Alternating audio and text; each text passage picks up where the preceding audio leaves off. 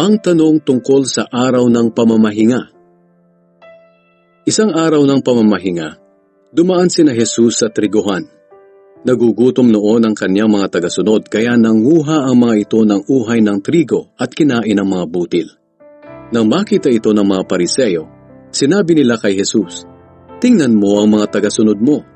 Ginagawa nila ang ipinagbabawal sa araw ng pamamahinga." Sinagot sila ni Jesus, "Hindi ba ninyo nabasa sa kasulatan ang ginawa ni David nang magutom siya at ang mga kasamahan niya? Pumasok siya sa bahay ng Diyos at kinain nila ng mga kasama niya ang tinapay na inihandog sa Diyos. Kahit na ayon sa kautusan ng mga pari lang ang may karapatang kumain ito. At hindi rin ba ninyo nabasa sa kautusan na ang mga pari ay nagtatrabaho sa templo kahit sa araw ng pamamahinga?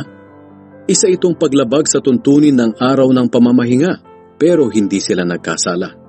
Tandaan ninyo, may naririto ngayon na mas dakila pa kaysa sa templo.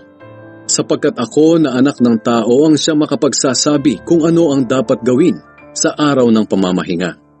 Kung alam lang sana ninyo ang ibig sabihin ng sinabi ng Diyos sa kasulatan, hindi ang handog ninyo ang hinahangad ko, kundi ang maging maawain kayo. Hindi sana ninyo hinatulan ang mga taong walang kasalanan."